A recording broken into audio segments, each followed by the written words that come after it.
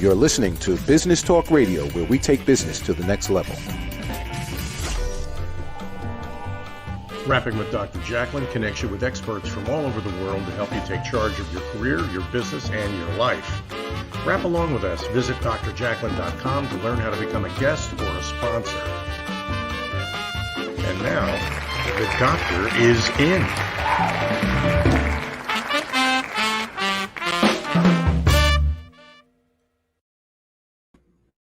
Hello and good evening, good morning, good afternoon, global audience. We are so happy to have you on Rapping with Dr. Jacalyn in the name of love. I am your host, executive producer, director, and broadcast engineer. And I hope that's all, at least for a little while.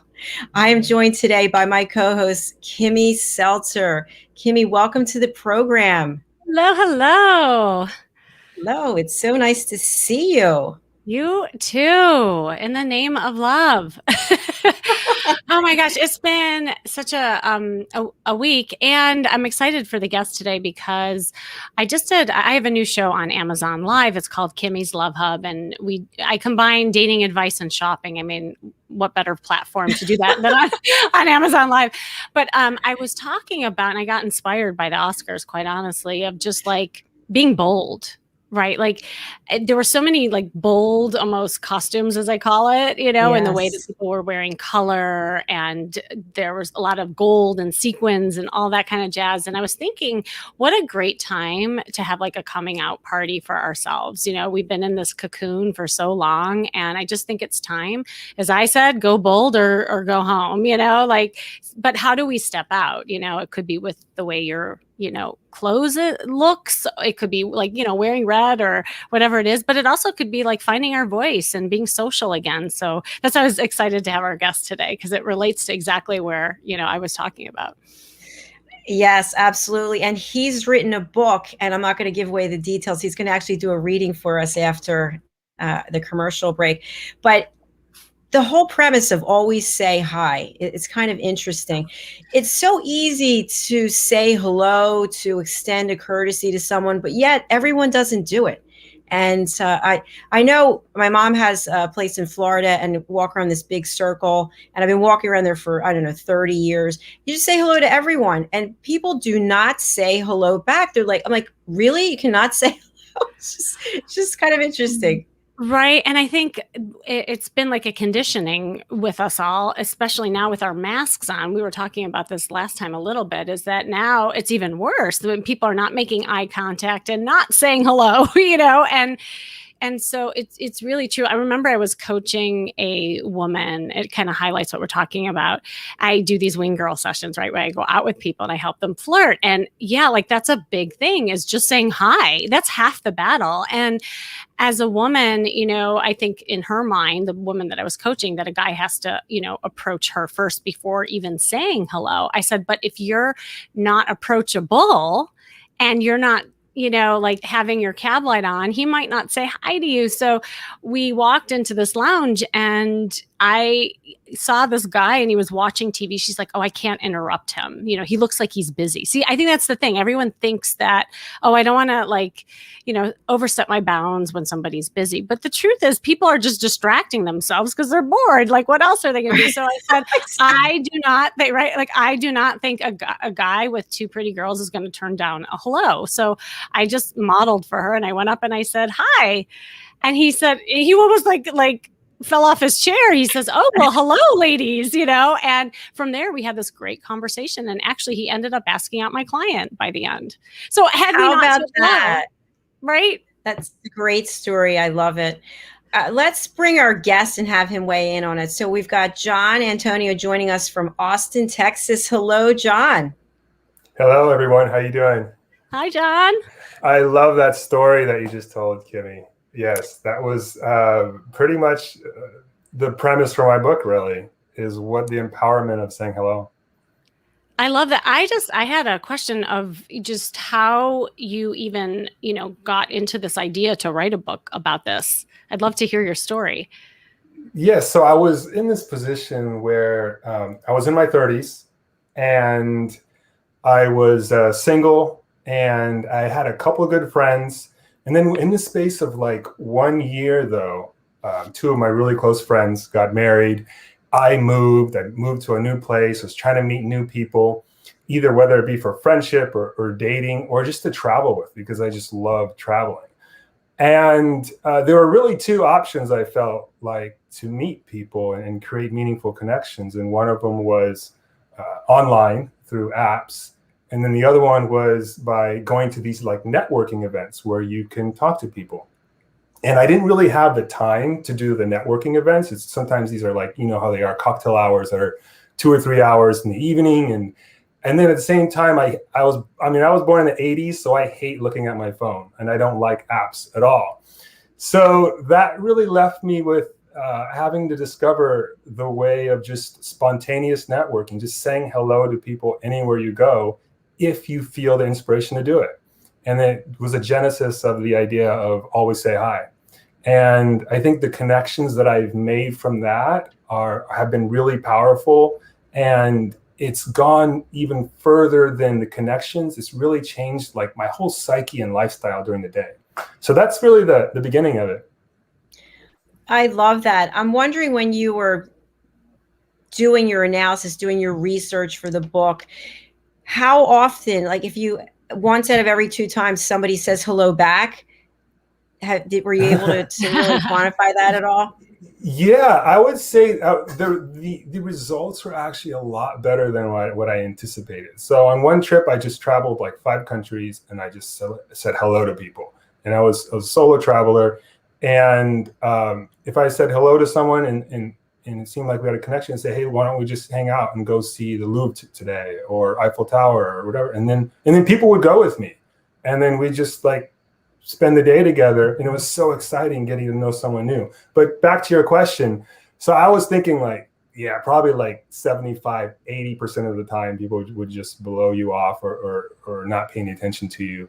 But it's really the opposite. I mean, maybe like 10% of the time people didn't pay attention to you, maybe 5% even. You know, all the results were pretty positive. And sometimes people are, as in Kimmy's story, shocked a little bit initially, but it's just you being your honest self. You have the inspiration to say hello to someone for whatever reason. Maybe they were wearing a great suit. Maybe it's like the CEO of your company you run into in a coffee shop, or maybe they're gorgeous or cute, or it seems like you both play the same sport. Whatever the reason is, like if you feel the need to say hello to someone, it's like just give it a shot. I love that because, you know, I just had a comment. So many of my clients, and like when I talk about, you know, engaging in conversation, just when people are at the market or wherever you are, the biggest thing that prevents people from saying hello is because they're getting in their heads, right? Like they're worried about what other people think and feel rather than going after what they want. And that's the biggest switch. You know, when I say, well, wait a second, what did you hire me for? And what do you want? And they're like, oh, I want to talk to people. I said, great, then just go after that. Because the truth is that the right people will say hi to you. And the people who don't are just, like you said, John, either they're busy or they're not your tribe, you know, but, you know, 9 times out of 10, the next person will say hello. Exactly. Yeah. It's getting into your head, which I realized really just holds you back. And it was a huge lifestyle change for me because I've always been analytical and a thinker, a probabilities person. And sometimes I'd even like calculate the probability of whether someone glanced my way or looked my way or whatever, of them being receptive. And, you know, you be in a bar or a cocktail hour and you calculate the probability of someone being receptive to you.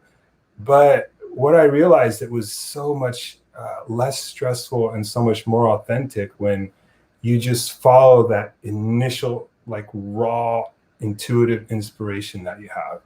And when you do that in general with life, it's scary, but it's a lot quicker, and you kind of just bypass the whole mental calculation and thought process. So that was really one of the biggest habits that I had to change, was act on the raw inspiration before the thoughts start coming and the naysayers and the probabilities and calculations jump in.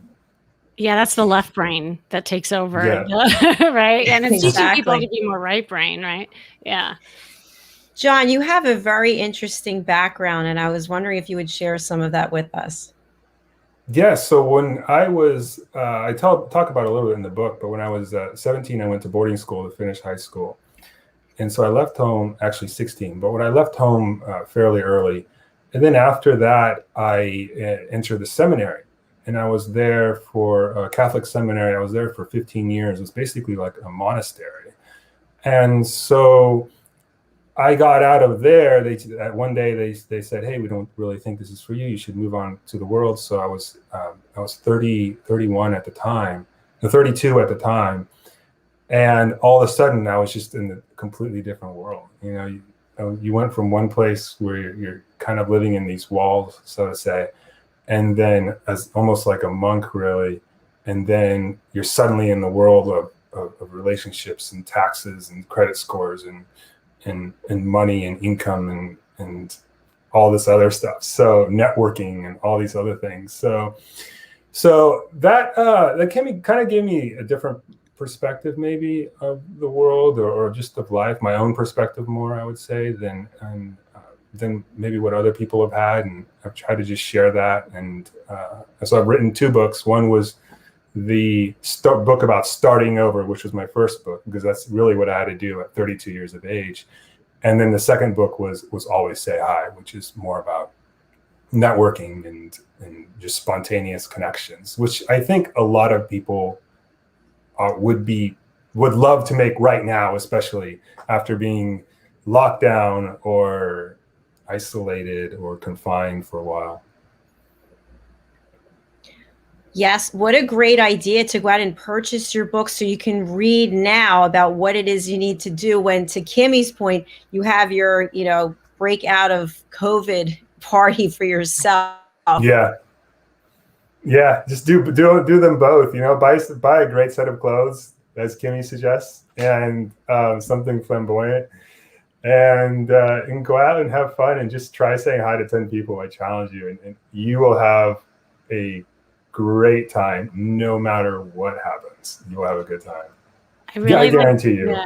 I like what you just said too, because I find that sometimes when you gamify it, and it takes, some of the pressure and expectations around it and something to focus on. So if you focus on, okay, how many like blue eyes can I make contact with, or count, just the amount of blue eyes that there are, and how many people can you say hi to today? If you make it a little challenge for yourself, I find that it also like takes all the anxiety away as well. And, I think a point that you said too, which is so true, is that I think people get in their head about what to say versus how to just be in the moment and feel, right? And that authenticity piece will come out of it. I have this whole social engagement formula that I teach people how to get out of their head and into their body and heart and authenticity more. But it's hard when you're used to being analytical. So I love that your book, kind of highlights some of that.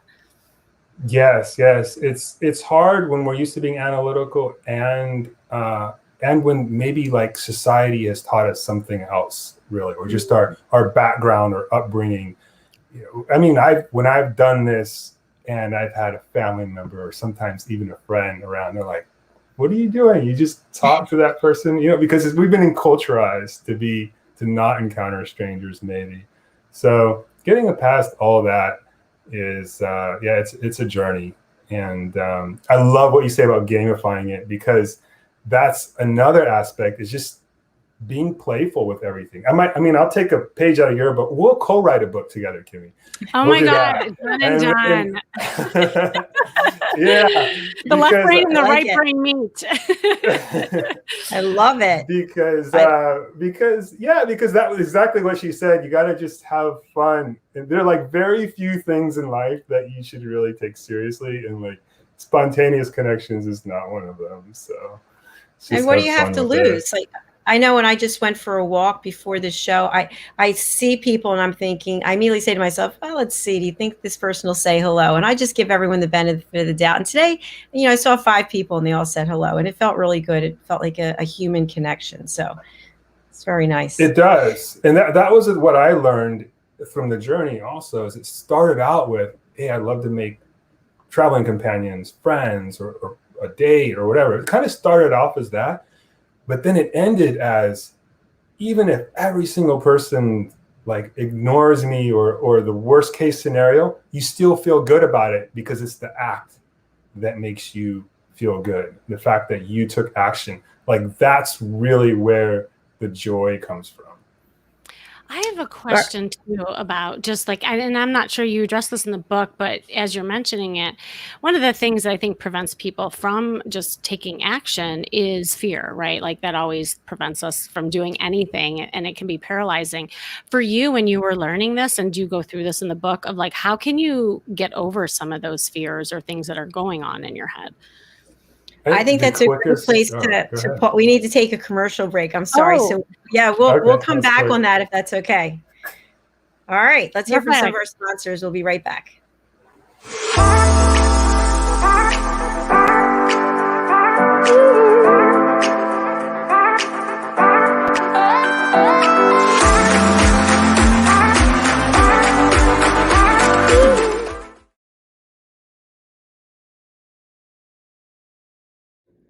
Located at 121 Haddon Avenue in Westmont, New Jersey, is Margie Cedrone, artisan jeweler.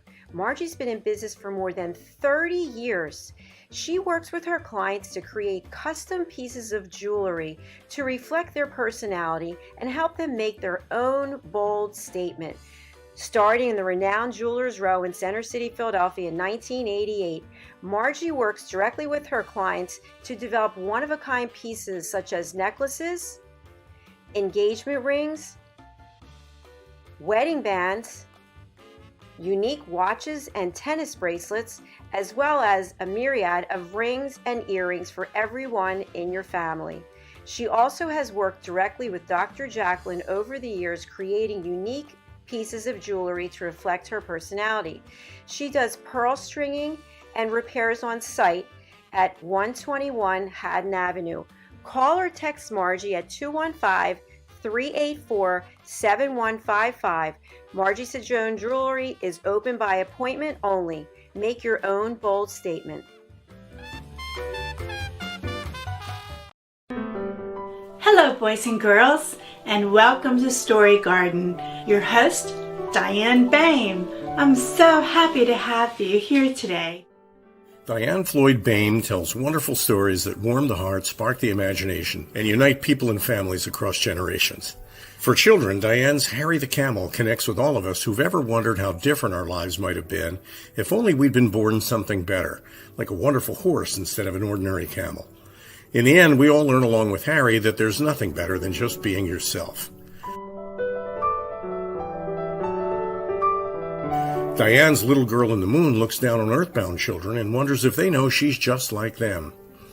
A story of love, home, and the bond between mother and daughter, its powerful theme that we're each of us different yet all of us the same plants a seed in children that promises to blossom within a loving and trusting grown-up.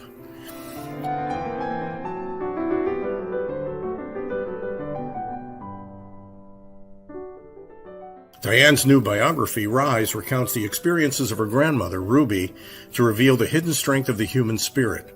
Ruby's story inspires all of us to become the best versions of ourselves.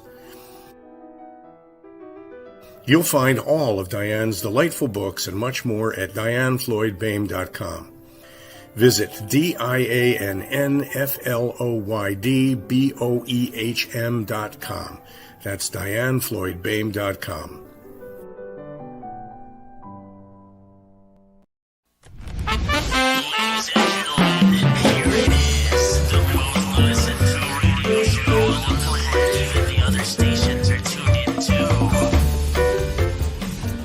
You're listening to Business Talk Radio, where we take business to the next level.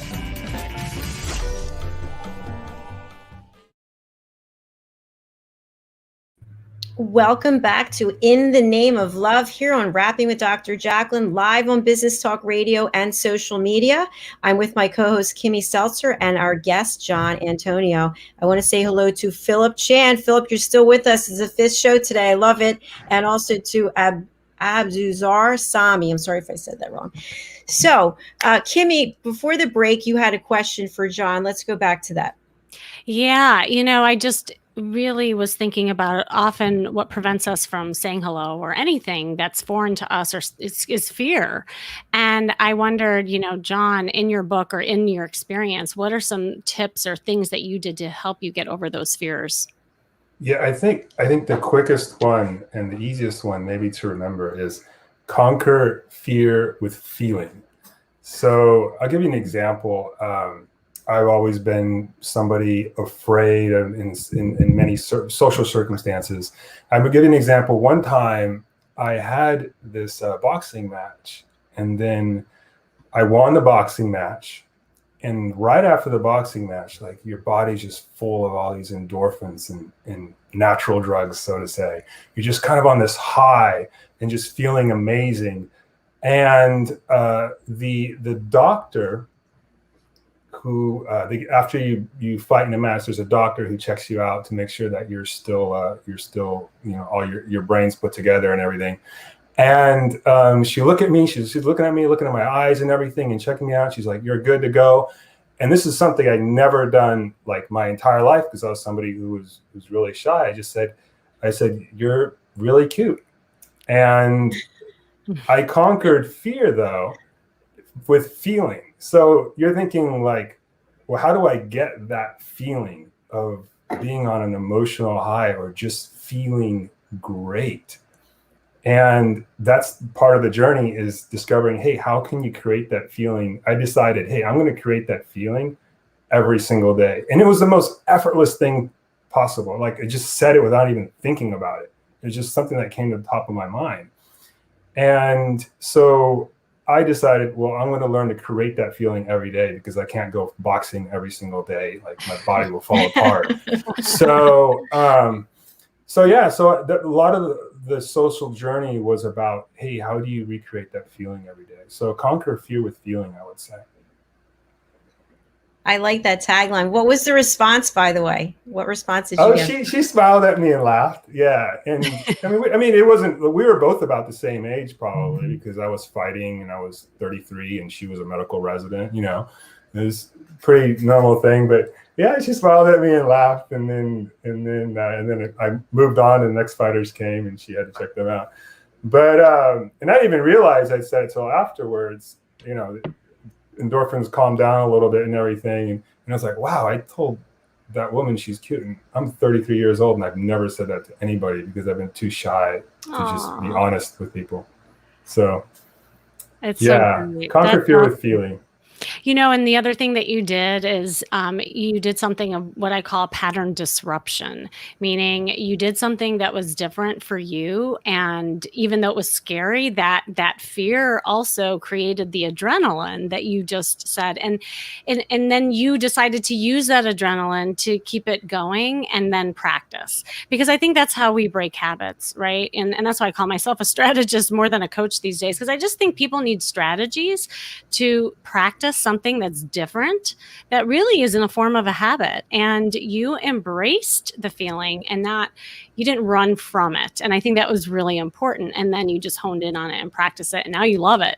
So that's a great way of describing it. And it's really exactly what you said, in the sense of using the adrenaline to take the next step. And that's what the high process is going.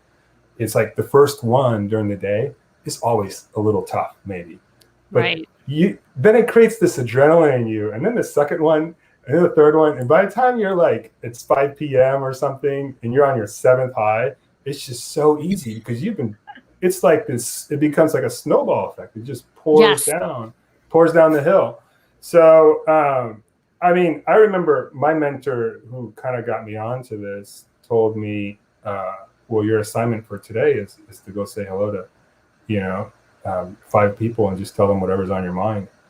And I was like, I'm never going to be able to do that. That's crazy. There's just no way. I was about to say, like, I quit. You're not my mentor anymore. And, but I did it, and now it's the most natural thing ever. So it looks impossible, but you got to what you do is you use the adrenaline, just as Kimmy said. And I think the things that scare us, and that we have a lot of fear, that when we finally break through that, the feeling and the results, what comes from it is just tremendous, right? It's so Oh, true. yeah. It is. John, I've asked you before the show if you had a copy of your book there, which I'm glad I see on the shelf behind you, but we would love to hear you read something from your book. So if you can just tee up what it is that you're going to be reading, we'd love to hear it. Sure. This is the book, Always Say Hi, The Introvert's Guide to Overcoming Rejection. And this is more towards the conclusion of the book, which I know a lot of people have read the introduction because I maybe emailed it out and stuff. But this is the conclusion, and it's called The Second Beginning. Being social is a way of life connected to people. Those connections may become acquaintances. They may become friends. One of them may become your husband or wife. They may just make you laugh in the moment and never be seen again. It does not really matter, because being social is not about being popular, having a database of friends, or standing in the limelight of every party. All that may happen, but it is not what it is about. You do not care how people respond to you. Being social is about how you want to show up to the world. You can show up afraid of rejection, or you can show up unafraid. Beautiful, very well written. And my takeaway, it's also the same as the conversation we're having, that it's really about you, right? You believing in you doing it because it makes you feel good to do it, not Exactly. what Yeah. result you're going to get. Yeah. We're independent of the results, and I feel like the journey, as I said before, it starts like that, wanting results and everything, but kind of ends with just being about you. And that's where the empowerment comes in. And that's why I love that you kind of use this book as an empowerment piece, because when you're focused on other people and you're worried about what other people think and feel, you're giving your power away, actually. And so by doing this and breaking through all these, fears and anxieties, you're actually taking the power within and you're creating your own reality, So I love that you are using your own journey to inspire and motivate other people, because it can happen to anybody, and you just have to believe it. Exactly. Yeah. It's just about taking the power back, and we've given away so much power. I mean, in so many ways in our life, and it's so easy to complain about the power that we've given away. We have all these excuses. Men are boring, or women are snobs, or we have all these, or just, this city's not very welcoming, like there's nobody friendly here, or we have all these ways of describing how we have really just given away our power. So it's about taking it back, building the life that you want. When you think about it, about excuses, like what you just mentioned, how many times do you hear excuses from people, and it's always about someone else? That, it's about the city, it's about where you live, it's about the building you're in, it's about the gym that you go to. It's always about something else. It's always, and there's even people, and I won't name names or non-judgmental or anything, but there are self-empowerment books out there that are just full of excuses, in the sense that the authors kind of just complaining about the bad things that have happened to them, and be wary of this and be wary of that, and be careful with this type of person and everything, and it just doesn't feel empowering. So it's like, that's one of the things I say in my book, is just like, be wary of advice that puts the blame on other people. And I'm not saying blame yourself. Why don't we just take blame out of the game completely and be empowered? I like it. And what you're talking about, when people do that, it's like being in a victim mentality versus, that empowerment and abundance mentality. And I know it's easier said than done, but what I like about what you do, and the fact that you are an author and you've written this book, is that no matter what your story is, you have the power to change the story, even through the words you use, the words you write.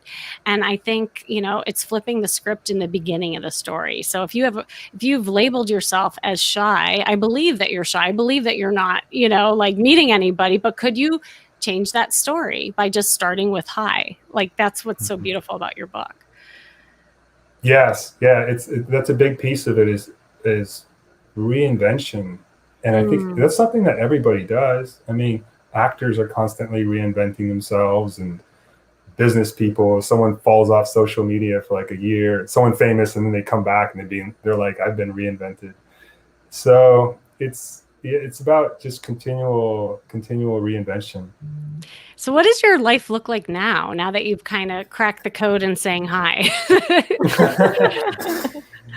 It's amazing. It's a lot. I think the biggest outcome is really just this social independence of feeling like no matter where you go. I'll give you an example.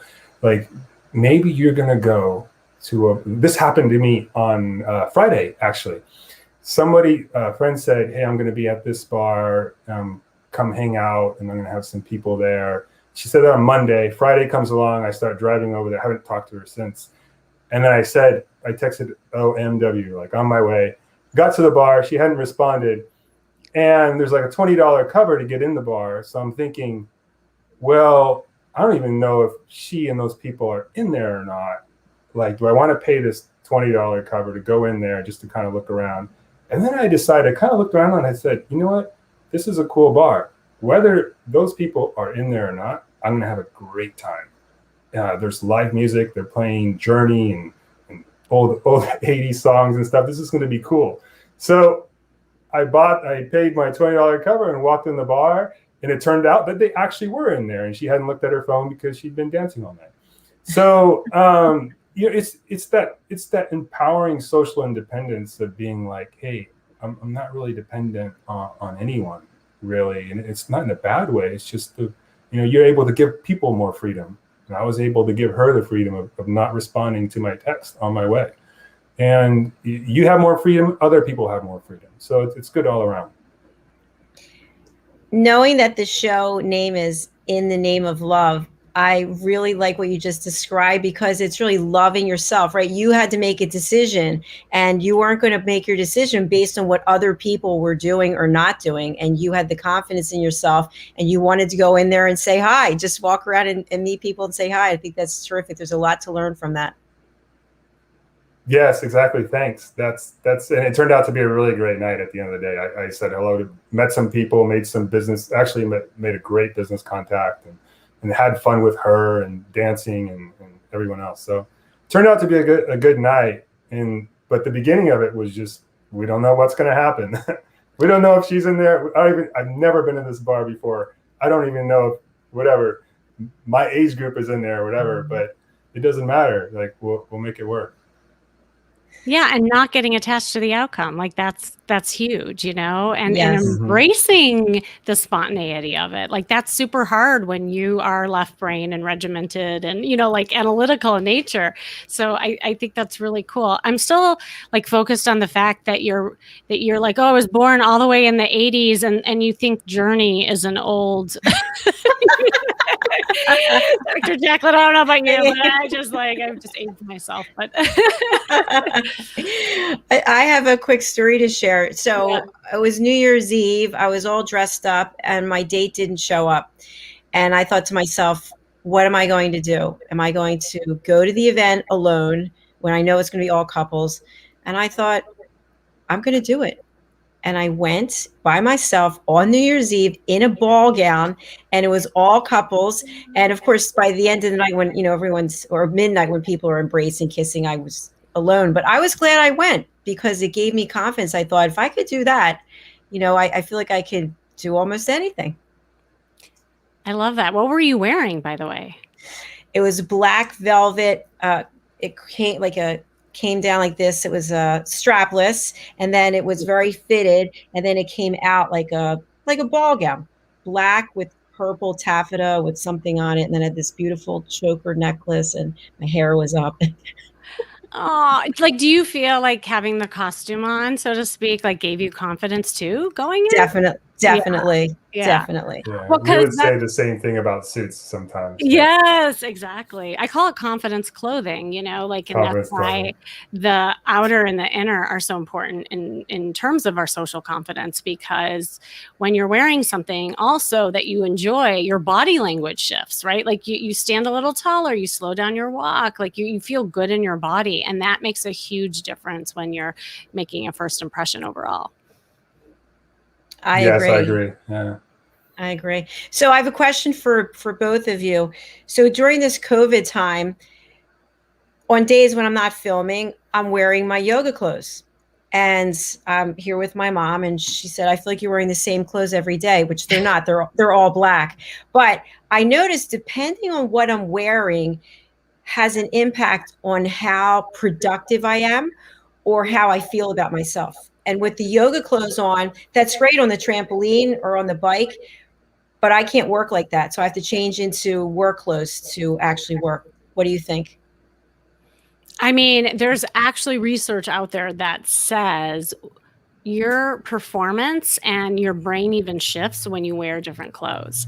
So it's not a coincidence that you are feeling different in different, I call it costumes. There's a term called enclothed cognition. I mean, they really did like testing in the brain, and the brain actually shifts when you wear different clothes. And that's why I love starting with the clothes in any given situation, because it will make a big difference in how you feel. And then it will give you the confidence to, like, either if you're shy, to maybe say hi, like whatever it is that you're trying to do. But again, like having a ball gown on, like you described, like that's a different costume than a yoga pant. Although you could still meet the opposite sex in a yoga pant. I'm not going to lie. As long as you look sexy and you feel sexy. Agreed. Yes. John, would you like to weigh in on that? Yes, I think I definitely feel a difference when I go to the grocery store wearing a suit with the tie off because I just got out of a work meeting or something, and when I go to the grocery store in my pajamas. So I would say that. At the same time, for me, it's definitely a hybrid of feeling comfortable as well. Like yes. My suits, wool suits just do not feel comfortable for me. So I'm not actually at my prime in that. But I think it's a hybrid of feeling comfortable at the same time, like feeling good, like classy. And as Kimmy said, it's sexy. We spend so much time wondering if we are sexy or if other people are sexy, whatever. Just try and feel sexy. Like that yes. is the important part. Like nobody feels sexy. Not saying nobody, but like we should focus all our attention on just that and forget about what is not sexy. Amen. I always say, like, it's when you feel sexy, that's when other people will see you as sexy. Mm-hmm. Yeah, you gotta be having that good day with some good feelings, and yeah. I know one thing I really miss is wearing high heels. I mean, there's no reason for me to wear them in this house. And so here in New Jersey, we've been in a lockdown and things are slowly opening. But, I have beautiful heels and you put them on and you just feel so good about yourself. And usually, I'm dressed up, but I have on nothing, socks, or slippers or bare feet. It's not the same. Yeah, I actually had to wear heels the other day because I had another radio spot and my feet cramped up afterwards. I'm like, what is going on? Like, I think we have to exercise our feet again to do that. But yeah, I mean, and for women, it is important to put on, even if it's like a low heel or a square heel where you still can be comfortable, that little lift makes a difference in your posture. It slows down your walk. And yes, John, you can back me up. Men do find heels sexy. Oh, certainly. And yoga pants. But I'll tell you, it's so funny we're having this conversation because I just moved to Austin a few months ago, Texas, and I bought my first pair of cowboy boots. And I've been wearing those. And cowboy boots, if you don't know, they have like an 1.5 inch heel on them, or at least an inch, a lot of them. But it definitely feels different than the flip-flops I was wearing before. And like your posture's better and you feel different. So I will back you up on the heel theory for sure. I think footwear is important for men and women. Don't you like to see a nice pair of shoes or nice cowboy boots or something on men? Yes, I was going to say it is not gender specific because we as women really notice men's shoes too. Like Definitely. You could wear jeans and a t-shirt, but you have like a cool sneaker, even a sneaker, it doesn't have to be a boot all the time, but something that's different. It says to us that you have style and that you put intention in the way you put your outfit together. And I think that's what people say all the time because I do a lot of lectures on image, and it's interesting. Both sexes say that they just find when somebody's put together, that's what they think is sexy. Now, within that, everybody has different nuances about their outfit, but it does matter. And especially in that social confidence aspect, yeah, like you'll make a different impression when you dress like you mean it. Yeah, it also gives other people an opportunity to approach you in the sense that, like, Sunday I was at church, and then after church, I noticed a really nice looking young lady there, and she was cute, and I just said, after church, I said, "Hi, you look really nice," and that sparked a conversation, and we talked about hanging out later and exchange info. But it started with me just being able to say, "Wow, like you look really nice. I like your outfit," and it's a conversation piece, if nothing else, too. You never know where it can go, and you make somebody feel good. Yeah. I wonder, do you talk in your book at all? Because, I mean, I know we're talking about the way we dress, but also body language, right? So when you're saying hi, like also practice smiling and making eye contact and being relaxed in your posture. Like, did you notice yourself also shifting as you were getting more comfortable with that? I haven't written everything in my book. In my book, I focus much more on the foundational, like, worldview, how you see things change. What I found was that all these things we've been talking about are important. Having good clothes or a little bit of style, your posture, body language is so important. But what I found is that if you focus on the most important work, which is the work inside your head and how you see the world and how you see people, like if you wake up and see the world as a beautiful place and everybody in it is beautiful, like your posture automatically just kind of pops up. So there's not a lot of, I feel like a lot of technique can naturally follow when your heart and your mind are in the right place. That's what I talk about in the book. John, it sounded like when you said that you didn't put everything in the book. Is there another book coming? Yes. Yeah. It's another, I have two. So I've been a nonfiction author, but I've been working on a fiction work because I've rediscovered the value of fiction. I think it's great to bring people out of the world and at the same time, like, share important messages. And I've been working on a second book about communication, really simplifying communication. What is it that makes somebody want to connect with you in the first 3 minutes of interacting with you, as opposed to sometimes maybe you spent 2 hours talking to somebody at a bar or at a networking event and then didn't feel anything. So it's like what's the secret to communication, really, and communicating effectively? And as I said before, you probably know where the book's going to go, because I'm not really good at, I don't really talk a lot about techniques. I talk more about approaches and foundational attitudes. And when you tweak those, like, all the techniques come. So yeah, I'm working on a second book. I'm working on a second version of the book that's already out there, doing some edits and republishing that as well. So I've gotten a lot of feedback from readers. Overall, everyone's really happy with it, but also some things I'd like to tweak and change. I think when you write something, it's an evolution, right? There's always things you could change or update. So, and keep it fresh. I love that. John, where can people find your book? You can find it on Amazon, Barnes & Nobles, online, either of those places. It's Always Say Hi, John Antonio. And you can find me at john@alwayssayhi.com. If you want to shoot me an email with a question, always happy to answer. I get people that reach out to me through Instagram as well. And I think it's there on the bottom, at Always Say Hi. And sometimes readers will just ping me and ask me questions or ask for a quick mentoring session. I'm always happy to just book something for them and help them out. And usually, mostly guys reach out to me, but as well, anyone that I know. And so for people who are listening on the radio, John's email is john@alwayssayhi.com. And his Instagram is, I'm waiting for it to come around, John. Yeah, it's at always.say.hi. So always say hi, but separated with periods. Someone else already took Always Say Hi. They're not even using it. Come on. I'm like, do something with this account. I know. It's like when someone takes, an account, but your phrase, but they're not even using it. And you're like, oh, darn, come on. I'll help you. Just build this account. It's a good phrase. And can we find you over on Clubhouse?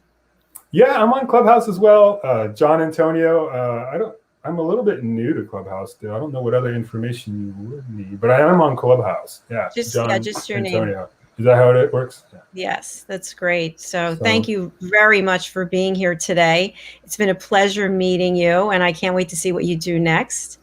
Kimmy, anything you would like to say to John before we close? Yeah, now I'm always going to say hi to you, John. Now that I see you. Slide into your DMs and say hello. Yeah, so women can reach out to you too. Anybody, anybody. Always say, you never know what happens. So that's the idea. It's just say hi. After I wrote the book, I started using more social media, and one of the things I did is anytime someone connects with me on Facebook, Instagram, I DM them hi, like good to connect or something like that. It's another way of carrying it out, not just in person and on the street. So exactly, that's really nice. We wish you the best, and we hope you come back and join us on this show or another show. We've got 14 shows a week, so we'd love to have you come and join us again. Ladies, thank you so much. Thank you. Take care of yourself. I'll see you. Bye. Bye. Kimmy, another great guest. I'm so excited that we're doing this and that John joined us. He's written a great book. I hope people will go and pick it up. Always say hi, and also to adopt that as a way of living. Oh, yeah. He was great. And I just love that he used his own experience to, inspire and motivate others through his story and his book. So, yeah, it's super cool. I'm going to definitely be giving his book to my clients because, I coach people hands-on to the how-to, but a lot of times they need more information and a guide that can help them get into that mindset. So it'll be a great combination. I love that. Collaboration. Yes. It's wonderful. Kimmy, tell us where we can find you and all of the value services that you provide. Oh, yeah. Well, the easiest is to go to my website, KimmySeltzer.com, Kimmy, Seltzer like the water.com. And if you have a question and you want to ask me directly, I know we don't always have time to answer questions live here. You can go to Ask Kimmy. 2 words, askkimmy.com. And you can ask me a question, and you'll also be able to be in my community. And I have a masterclass for men and women coming up in May on how to create chemistry. So you'll definitely want to check that out. I also have the new show on Amazon Live called Kimmy's Love Hub, and also my own podcast, Charisma Quotient. You are certainly busy, my friend. I love it. I love all the things you're doing. Yeah, and I love being here in the name of love. It's all about love. Yes. It's all about love. Well, this is a wrap for today. Thank you so much for being here. I'm just going to tee up the shows that we have for tomorrow. So I look forward to seeing you again. Have a beautiful rest of your evening. You too. I'll see you next week. Yes. Take care. Bye-bye. Bye. Hi, everyone. Thank you for staying around. I'm not sure if you were here for all 5 shows or you saw one. It doesn't matter. We love having you here. I want to tell you about what we have going on tomorrow. So tomorrow is Thursday, April 29th. It's Your Stage. This is a program that is all about the guest and the guest performing. Let's say you're an author like John. You can come on and read your book for 32 minutes. You're a juggler. You're a dancer. Whatever it is you do, it's your stage. And my co-host joins us from France. Her name is Azadeh, and our guest is joining us from the Netherlands. Her name is Astrid Elise Van Helden. And she's phenomenal, gorgeous voice. Then at 4 p.m. Eastern time, we have It's All About Dating with co-host Lisa Manioki. And we have Robin Gorman Newman, who is a Tony Award winner. She's incredible. Friday, I'm just going to go through the shows then. We have Fashion, Fitness, Travel, and Leisure with my co-host Diane Floyd-Bain. And our guest is India Harvey Beckinsale. And I've seen other interviews that she's done. You'll learn a lot. We have at 1:30 p.m. on Friday, we have I Have a Story to Tell. And our guest is Filiana Citradui, and she's over on Clubhouse quite often. You can find her there too. At 3:30, we have pet psychic Amina, and our guest is Janet Childs. At 5 p.m., we have stories of hope, inspiration, and overcoming adversity, and our guest is Stephanie Loreas. And at 6 o'clock, we have the variety show with co-host Lori Mendelson, and our guest is none other than Shasta Townsend. That's going to be another great show. Thank you for being here. If you want to be a guest on our show, if you want to be a sponsor, if you want to host your own show on our platform, you can find out all the information you need in one place, drjacalyn.com, drjacalyn.com. Thank you so much again for being here. Wish you a pleasant evening. We'll see you tomorrow.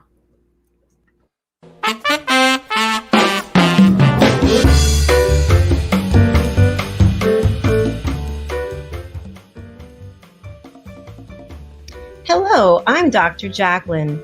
Rapping with Dr. Jacalyn presents A Better You. And here to tell us more is the creator of A Better You, Al Cini. Al, welcome to the show.